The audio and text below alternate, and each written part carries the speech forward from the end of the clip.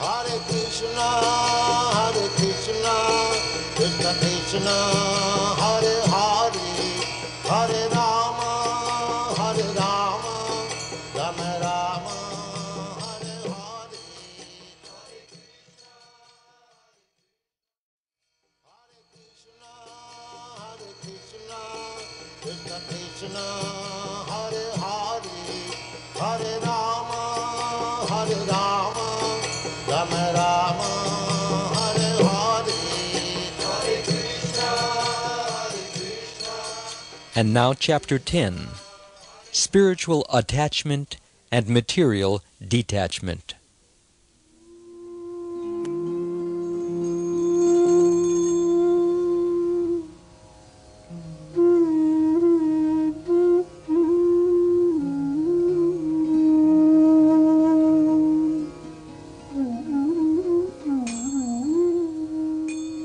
Text 18.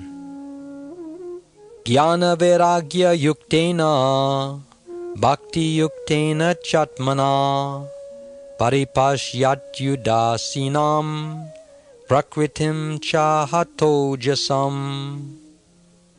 Translation. In that position of self-realization, by practice of knowledge and renunciation in devotional service, one sees everything in the right perspective. He becomes indifferent to material existence, and the material influence acts less powerfully upon him.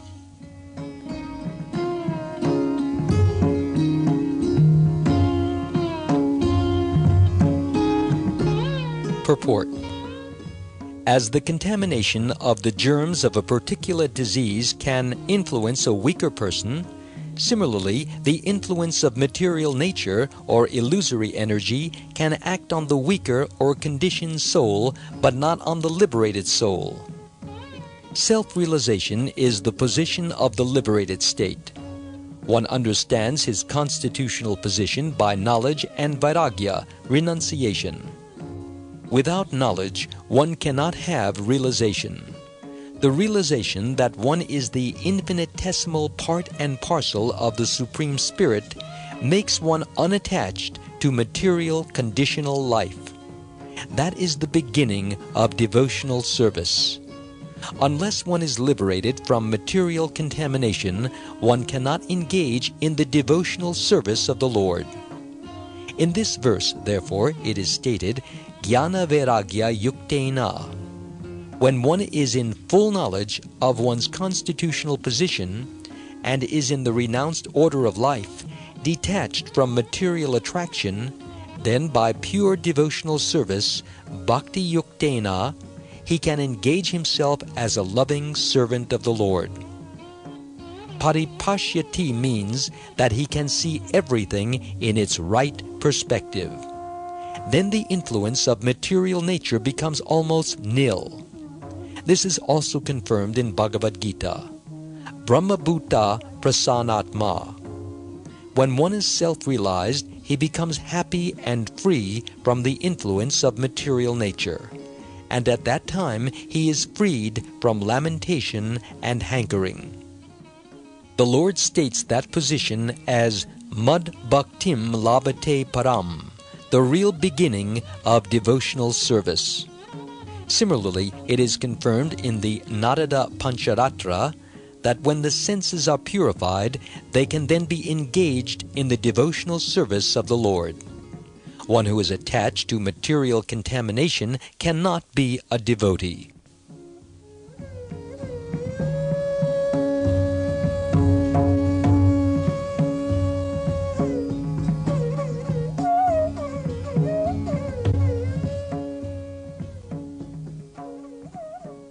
In the conditional state, we are influenced by material nature.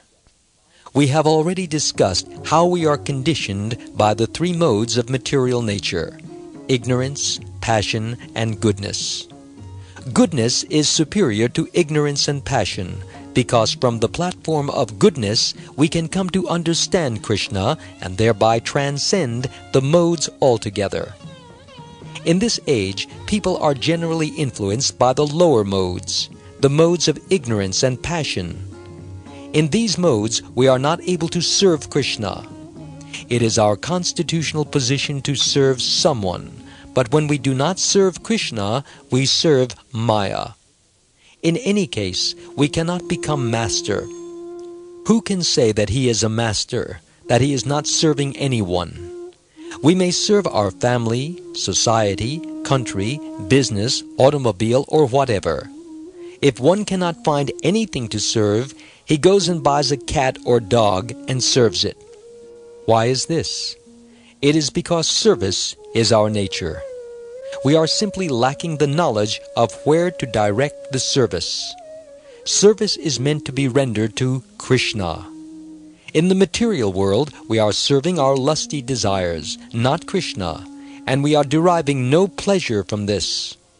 We are also serving in an office or in some employment in order to get some money. In this case, we are serving money, not the person. Thus, in the material world, we serve the senses and money. In any case, service is there. We must serve.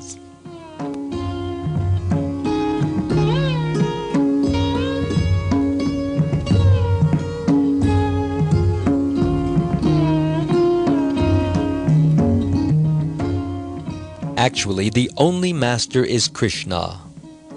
Ekale Ishvara Krishna Ara Saba Britya. From the Chaitanya Charitamrita, Adi Lila, chapter 5, verse 142. All the demigods, human beings, animals, trees, and everything else are servants. Self-realization is realizing that one is the eternal servant of Krishna, and that one's duty is to serve him. Self-realization is not thinking aham brahmasmi, I have become Brahman, Bhagavan. How can we become Bhagavan? If we are Bhagavan, we are actually the Supreme Powerful One. If this is the case, why are we in a miserable condition? Why are we under the influence of Maya?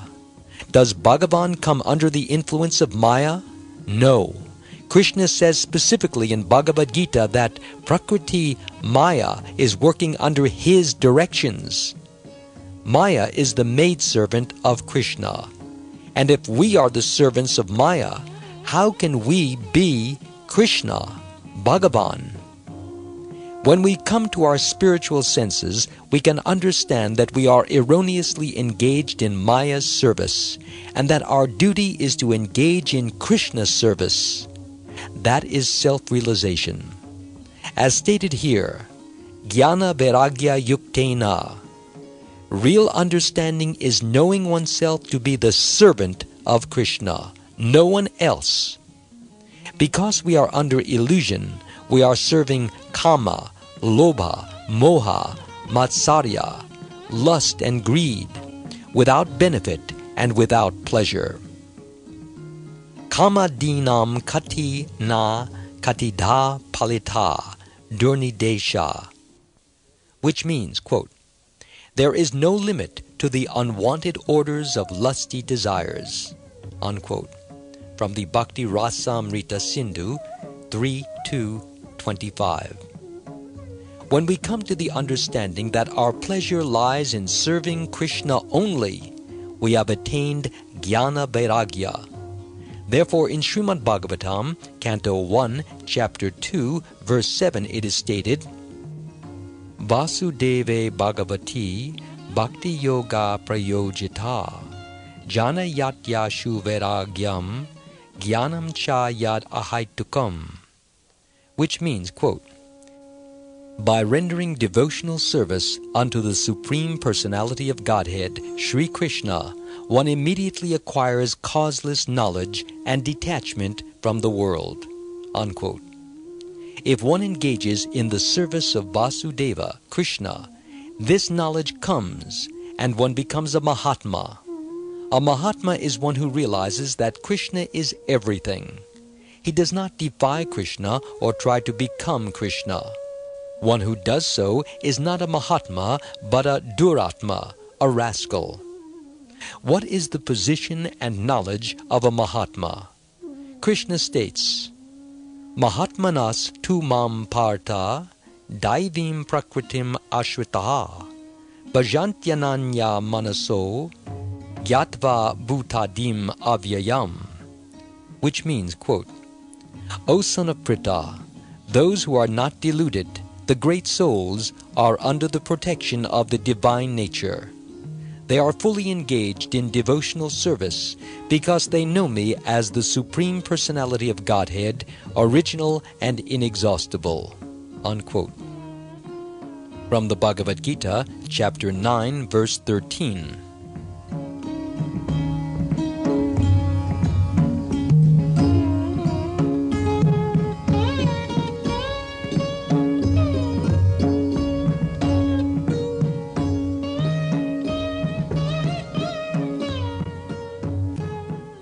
A Mahatma cannot be manufactured. He is under the Daivi Prakriti, the divine nature. There are two kinds of Prakriti, Para Prakriti and Apara Prakriti. Apara Prakriti is the material world, and Daivi Prakriti is the spiritual world. As soon as one understands that he is uselessly serving Maya in the material world in the form of society, friends, country, and so forth, one reaches the stage called jnana, knowledge. As soon as one attains this knowledge, he reaches the Brahma Bhuta stage, Brahman realization, and he becomes prasanatma, happy. One may ask, why should I serve Krishna?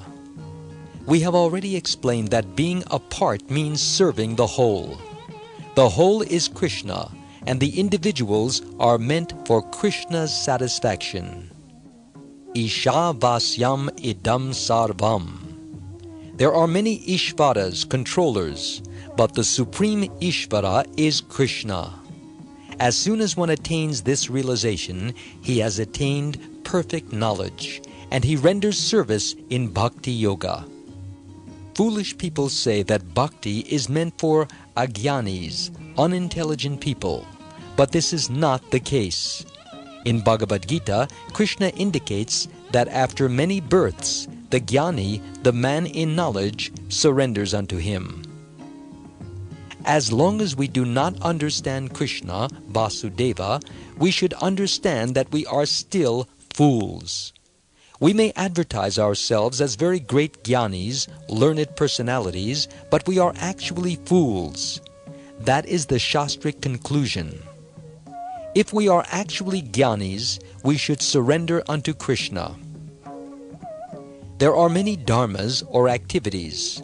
Some are pious and some impious, but Krishna tells us to give up both. Arjuna was thinking that it was impious to fight with his relatives, but Krishna was insisting that he fight. How could Arjuna act impiously? He could not, because Krishna's service is transcendental to pious and impious activity. At midnight, when the gopis heard the sound of Krishna's flute, they ran to the forest to join him. According to the Shastras, it is immoral for young girls to go see a young boy in the forest in the dead of night. But this was not an impious activity because the gopis did this for Krishna. Chaitanya Mahaprabhu, who was so strict that no woman could even come near him to offer respects, actually said, Ramya Kachid Upasana Vrajavadu Vargena Ya Kalpita, which means, quote, what could be more wonderful than that worship conceived by the gopis, unquote.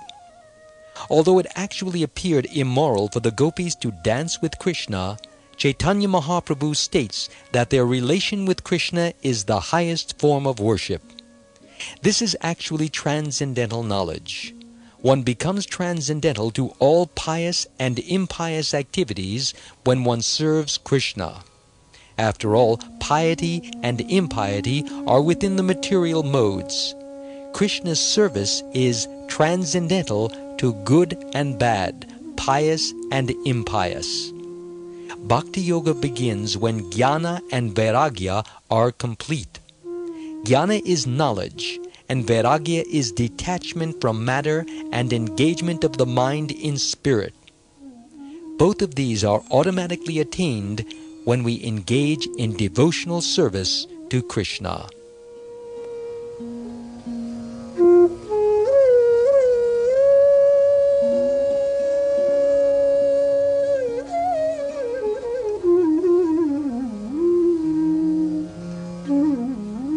Text 19. Nayujyamanaya bhaktya bhagavat yakilatmani sadrishosti shiva panta yoginam brahmasiddhaye. Translation. Perfection in self-realization cannot be attained by any kind of yogi unless he engages in devotional service to the Supreme Personality of Godhead, for that is the only auspicious path.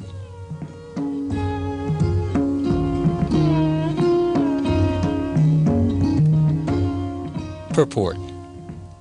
That knowledge and renunciation are never perfect unless joined by devotional service is explicitly explained here. Na yujyamanaya means without being dovetailed.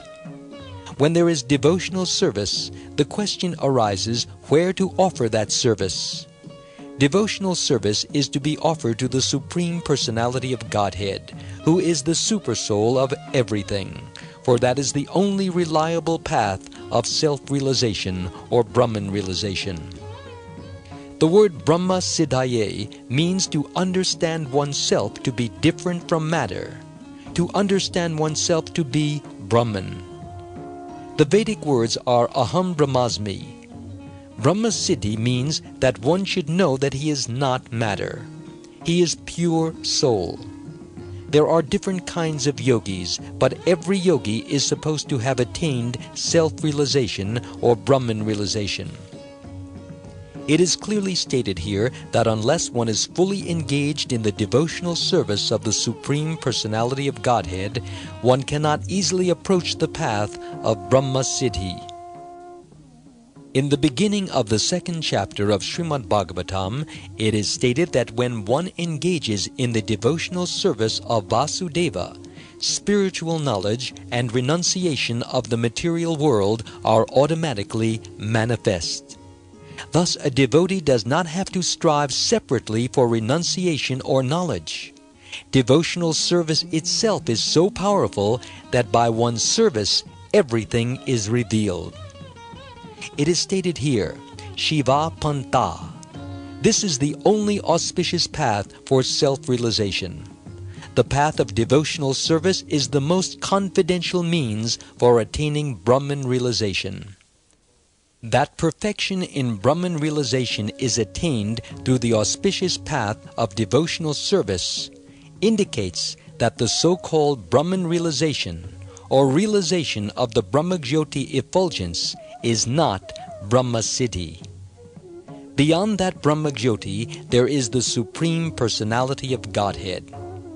In the Upanishads, a devotee prays to the Lord to kindly put aside the effulgence, Brahmajyoti, so that the devotee may see within the Brahmajyoti the actual eternal form of the Lord.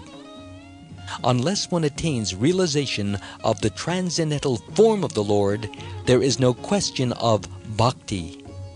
Bhakti necessitates the existence of the recipient of devotional service and the devotee who renders devotional service. Brahma Siddhi through devotional service is realization of the Supreme Personality of Godhead. The understanding of the effulgent rays of the body of the Supreme Godhead is not the perfect stage of Brahma Siddhi or Brahman realization. Nor is the realization of the Paramatma feature of the Supreme Person perfect, because Bhagavan, the Supreme Personality of Godhead, is Akilatma. He is the Supersoul. One who realizes the Supreme Personality realizes the other features, namely the Paramatma feature and the Brahman feature, and that total realization is Brahma Siddhi.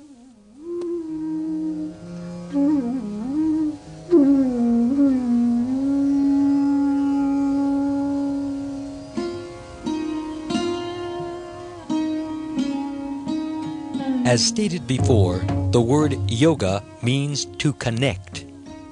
Brahma Siddhaye means self-realization, and Aham Brahmasmi means I am spirit soul. Actually, realizing oneself to be spirit is not sufficient. One has to progress further. One's fever may be cured, but one must also regain his strength and appetite in order to be totally cured.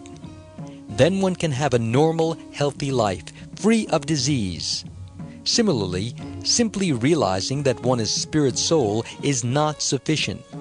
One has to engage in spiritual activity, and that spiritual activity is bhakti.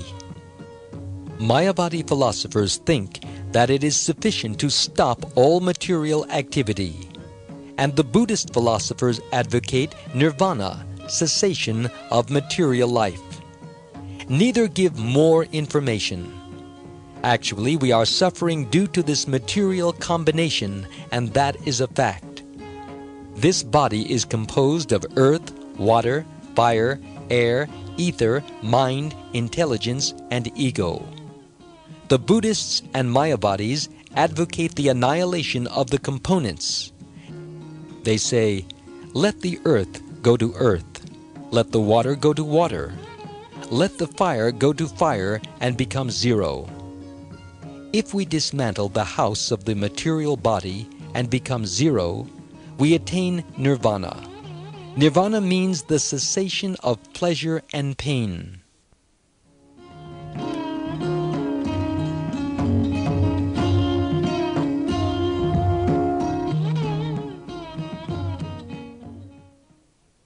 The Mayavadis and Buddhists claim that if we fill an empty pitcher, the water will make some sound as long as the pitcher is not completely filled. When the pitcher is filled, there will no longer be any sound. Thus they claim that all the Vedic mantras and hymns stop when one is completely Brahman realized. In other words, the Buddhists and Mayavadis claim that the material world is false, mithya, and that we should somehow or other make it zero. However, simply realizing Brahman, realizing one's identity as spirit soul, is insufficient. We must realize that Bhagavan is everywhere. Eko pyaso rachayatum jagad andakotim yachchaktir asti jagad andachayayat anta andantarasta paramanu chayantarastam Govindam Aripurusham Tam Aham Bhajami, which means, quote, I worship the personality of Godhead, Govinda, who by one of his plenary portions enters the existence of every universe and every atomic particle, and thus unlimitedly manifests his infinite energy all over the material creation. Unquote. From the Brahma Samhita, chapter 5, verse 35.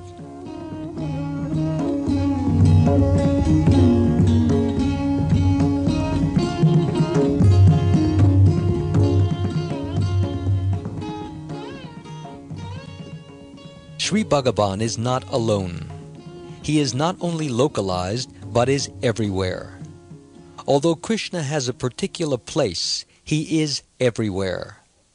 It is not that because Krishna is in one place, he cannot be in others.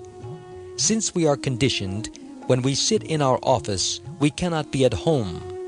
Krishna is not like this. Goloka eva nivasatya kilatma bhuta. Krishna is always in Goloka Vrindavan, yet he is andantara sta paramanu chayantara stam. He is within every atom of this universe. This universe is existing due to the Garbhodakashayi Vishnu. There is not only one universe, but there are many millions, and they are all working very nicely because the Garbhodakashayi Vishnu is present. We should not think that all these planets are floating in space without any arrangement having been made. There is definitely an arrangement.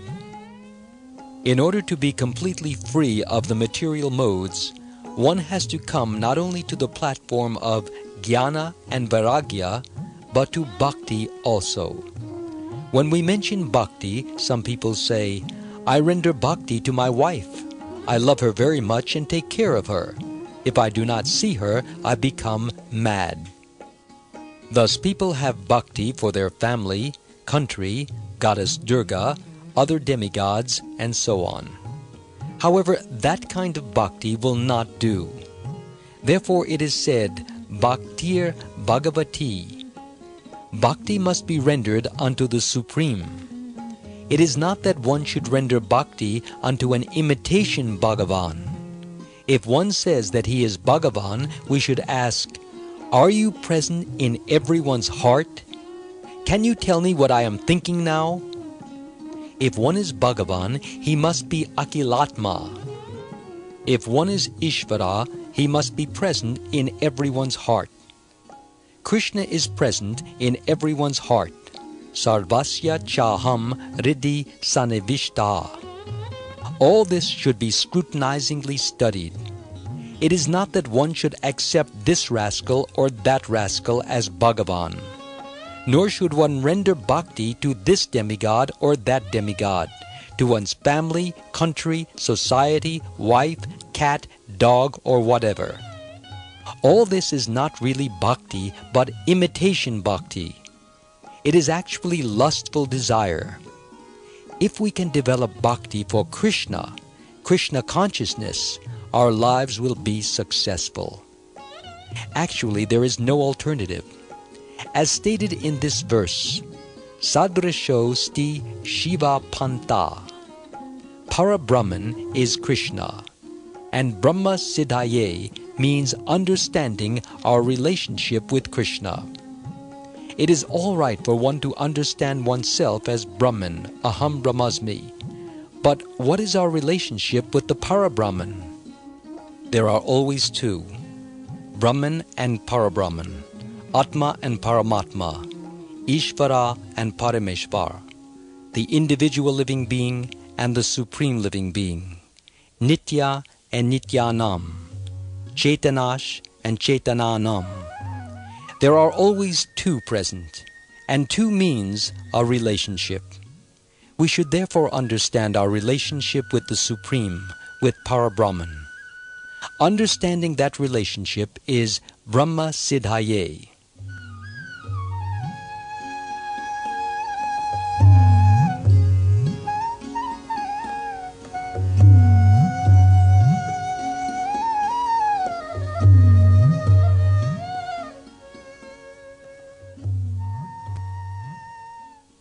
We are qualitatively one with Para-Brahman, but Para-Brahman is very great, whereas we are very small.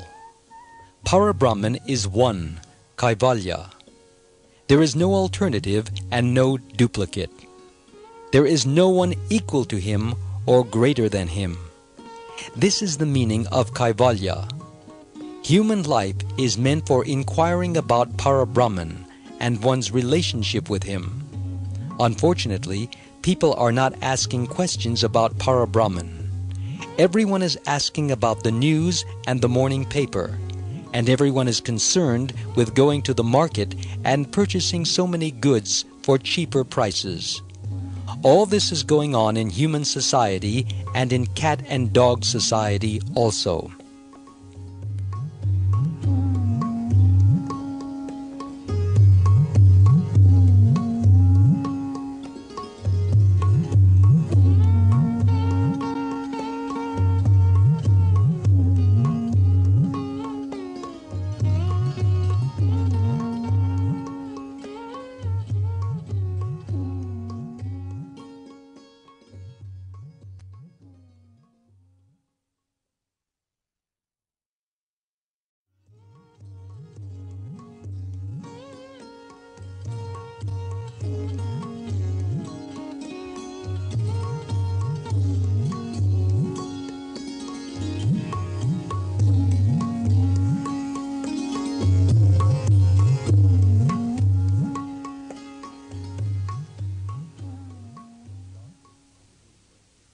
This world is full of darkness and ignorance, but Krishna consciousness is transcendental to this material world.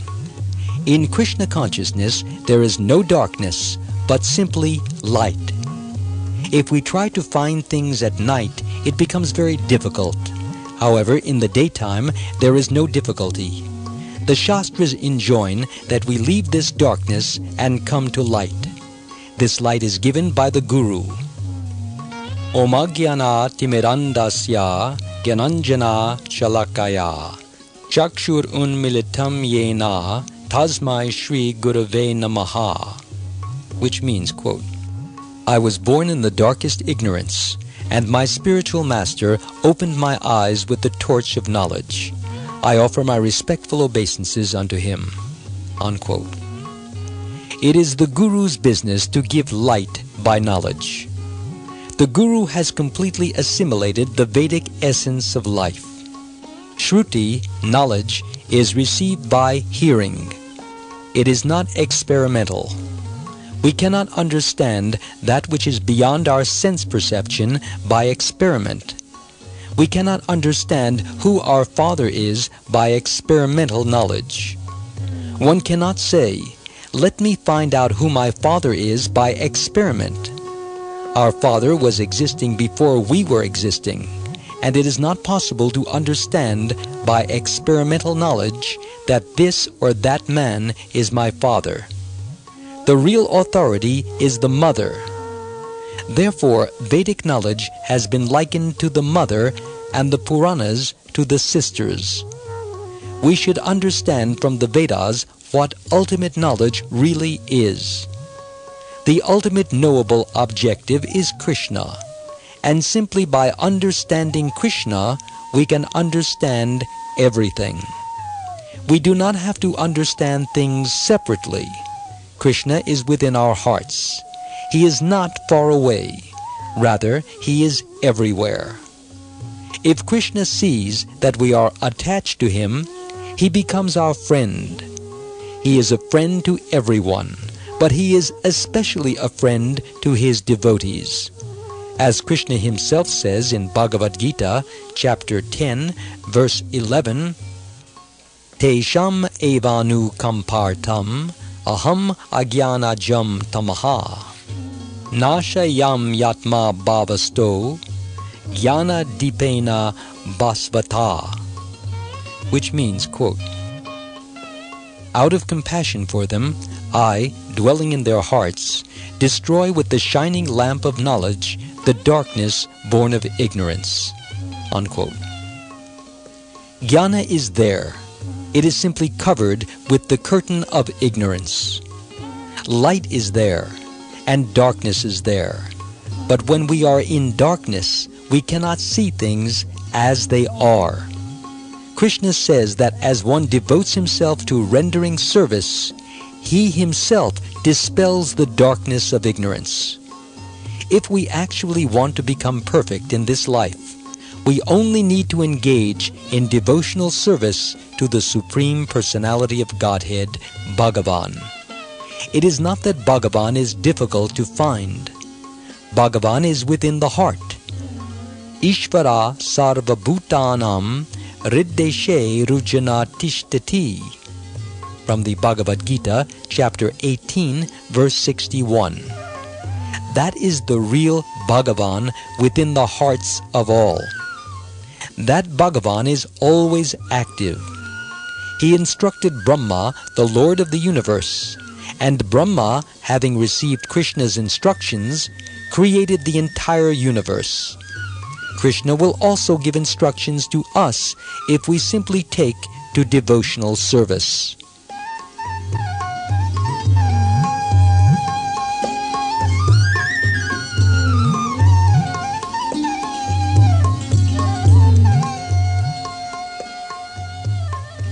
Text 20. Prasangam ajaram pasham atmana kaveyo vidu sa eva sadhushu krito mokshadvaram aparvritam. Translation. Every learned man knows very well that attachment for the material is the greatest entanglement of the spirit soul. But that same attachment, when applied to self-realized devotees, opens the door of liberation.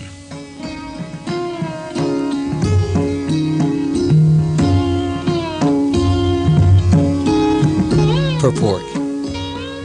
Here it is clearly stated that attachment for one thing is the cause of bondage in conditioned life, and the same attachment, when applied to something else, opens the door of liberation.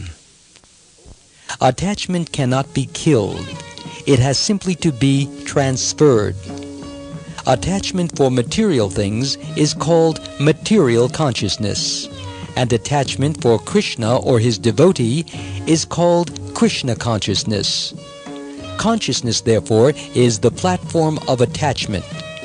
It is clearly stated here that when we simply purify the consciousness from material consciousness to Krishna consciousness, we attain liberation. Despite the statement that one should give up attachment, desirelessness is not possible for a living entity. A living entity, by constitution, has the propensity to be attached to something.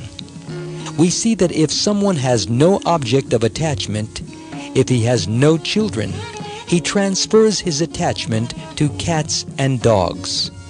This indicates that the propensity for attachment cannot be stopped. Rather, it must be utilized for the best purpose. Our attachment for material things perpetuates our conditional state, but the same attachment, when transferred to the Supreme Personality of Godhead or his devotee, is the source of liberation. Here it is recommended that attachment should be transferred to the self-realized devotees, the sadhus. And who is a sadhu? A sadhu is not just an ordinary man with a saffron robe or long beard. A sadhu is described in Bhagavad Gita as one who unflinchingly engages in devotional service. Even though one is found not to be following the strict rules and regulations of devotional service, if one simply has unflinching faith in Krishna, the Supreme Person, he is understood to be a sadhu. Sadhur eva sa mantavya. A sadhu is a strict follower of devotional service. It is recommended here that if one at all wants to realize Brahman or spiritual perfection, his attachment should be transferred to the sadhu or devotee. Lord Chaitanya also confirmed this. Lava matra sadhu sange sarva siddhi haya. Simply by a moment's association with a sadhu, one can attain perfection.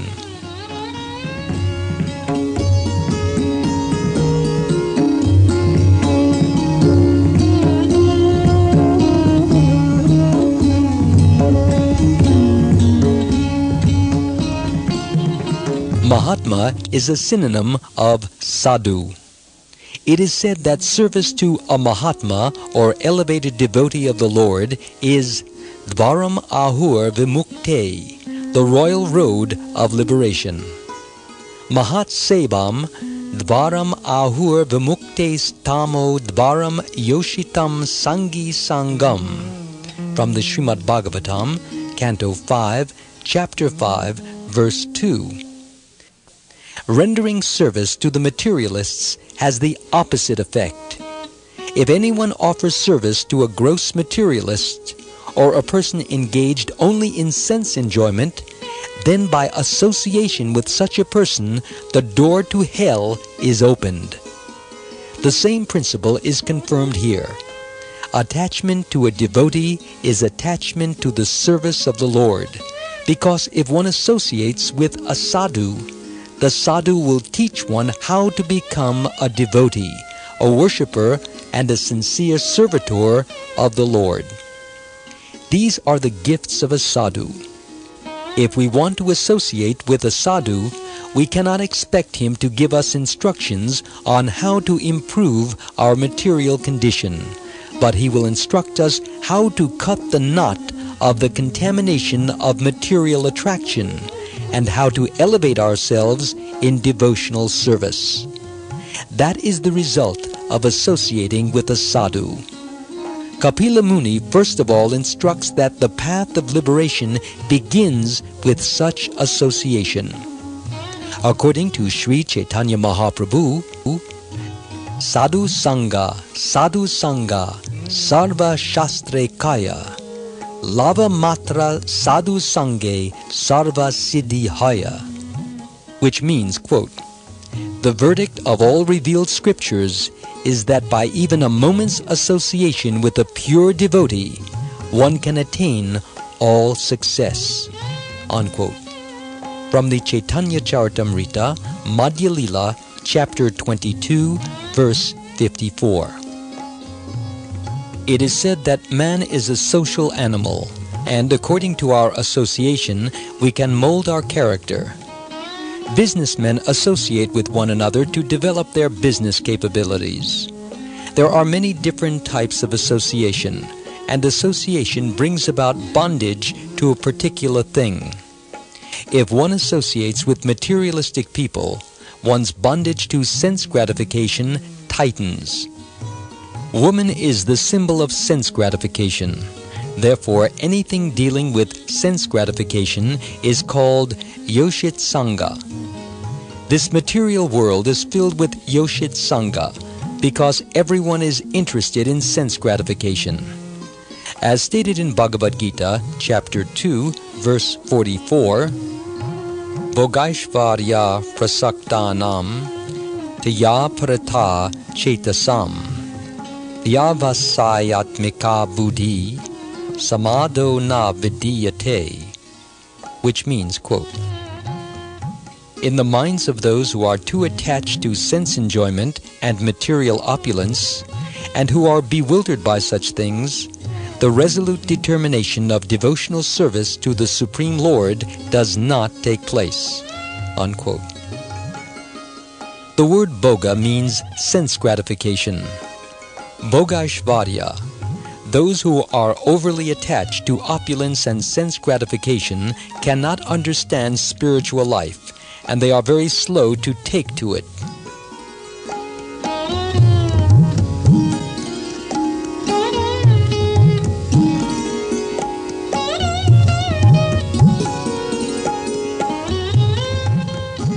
At the present moment, people are manda, very slow. They do not take this Krishna consciousness movement very seriously because they have been taught by modern civilization simply to enjoy life for sense gratification.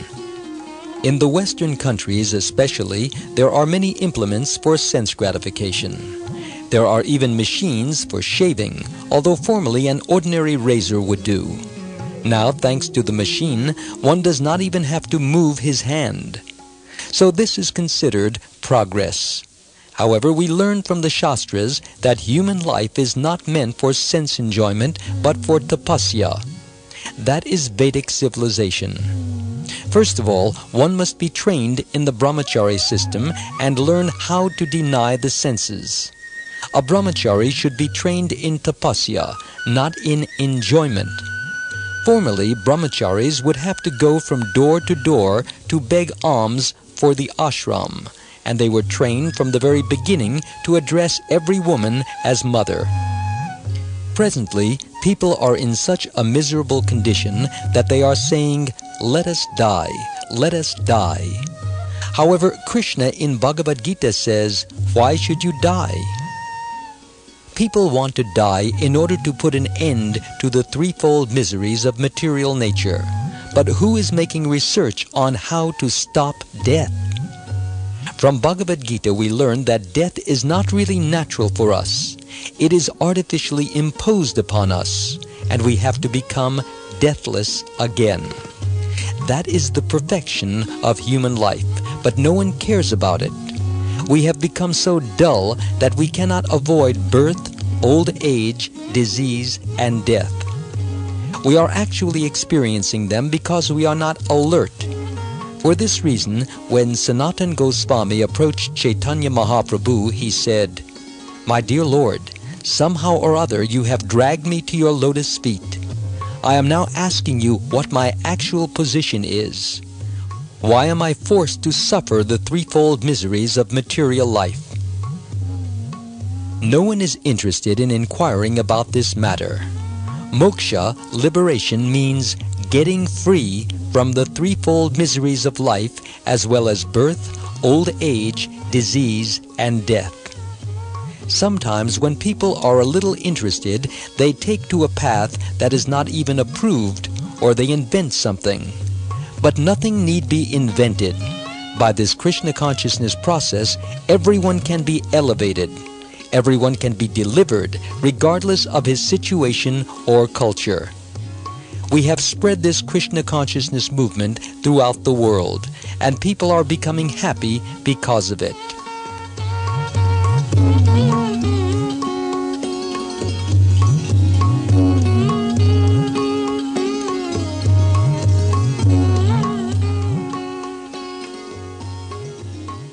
According to Bhagavad Gita, chapter 9, verse 32, anyone can take shelter of Krishna.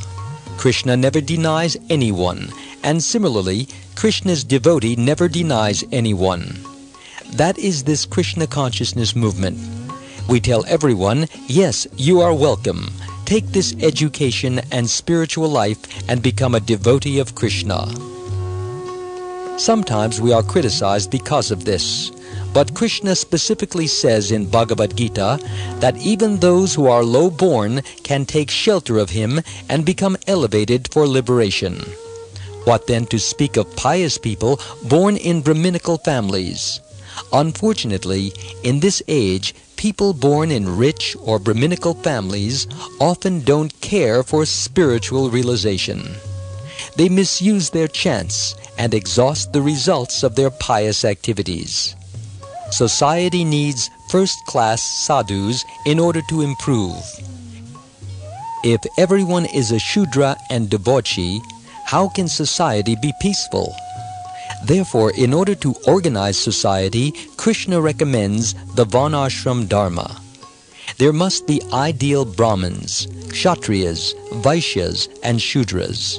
However, no one cares about this now. One may ask, what is a sadhu? A sadhu is one who serves Krishna and engages in Krishna consciousness without reservation. In Bhagavad Gita, chapter 9, verse 30, Sri Krishna says, "Api chet sudaracharo bhajate mam ananya bhak sadur eva sa mantavya samyag vyavasito hisa," which means, quote, even if one commits the most abominable actions, if he is engaged in devotional service, he is to be considered saintly because he is properly situated. Unquote. It is the sadhu's business to be very tolerant. When one becomes a devotee, many people become one's enemy because in this age people are asuric, demoniac. Even one's father may turn into an enemy like Hiranyakashipu, the father of Prahlad Maharaj.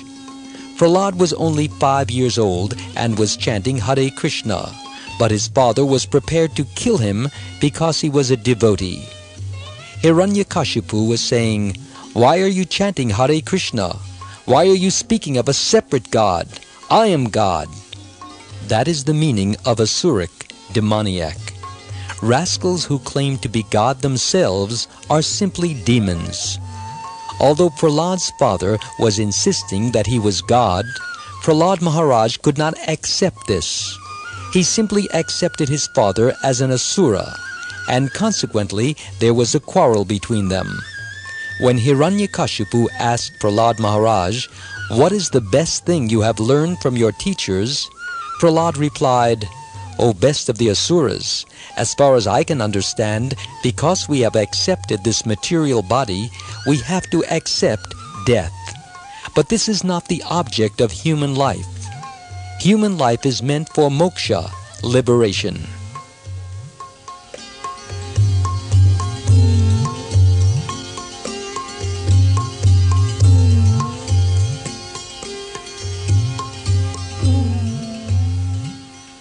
Unfortunately, foolish people do not understand this. Krishna says, Mrityu sarva harashchaham, which means, quote, I am death, and I will take away everything you possess, unquote. From Bhagavad Gita, chapter 10, verse 34. Hiranyakashipu was such a powerful demon that even the demigods were afraid of him, but Krishna took everything away in a second. Hiranyakashipu was looking for security, and he was thinking, I will not die in this way, and I will not die in that way. But he did not think that he would be killed by the Lord in the form of Nrsimha. However intelligent we may be, and however much we may try to cheat Krishna, Krishna is always more intelligent. When Mother Yashoda tried to bind Krishna with a rope, she found that the rope was always 2 inches too short. Our intelligence is like that. We want to cheat God and surpass Him, but this is not possible. People think themselves very advanced in knowledge, but actually, due to their pride, their knowledge is taken away by Maya. Krishna actually takes the knowledge away from atheistic demoniac people like Hiranyakashipu. Atheists do not know that Krishna's intelligence is always at least 2 inches greater than anyone else's. In material life, we simply struggle for existence. We want to exist, and we do not want to die, nor do we want to undergo the pains of birth, catch diseases, or grow old. There are so many miseries in material life that we do not want, but they are forced upon us. Unfortunately, we are not intelligent enough to make a solution to all these problems. We should be inquiring, like Sanatana Goswami, about how to put an end to them all. Instead, we are working in such a way that we have to accept another material body. We are experiencing the difficulties arising from this material body, but we are not working in a way to become free. This Krishna consciousness movement is giving information on how to become liberated.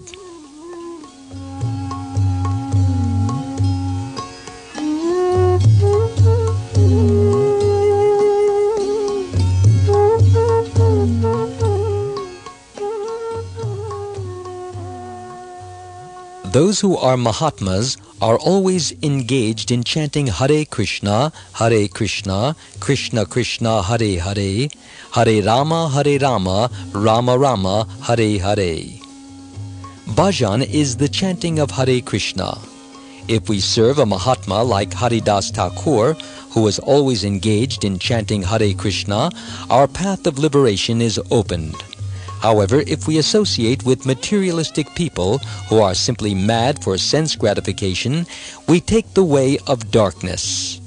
Tamodvaram yoshitam sangi sangam. The Vedas enjoin that we not remain in darkness, but that we go to the light. We have accepted a body, but we will not be allowed to remain in that body permanently. We will have to give it up and accept another, and then another, and another. What is this business? The material world is in such darkness, and people are taking on one body after another. The Krishna consciousness movement is therefore here to give enlightenment and liberation, and it is offering not only the simplest process of chanting Hare Krishna, but also the most sublime philosophy.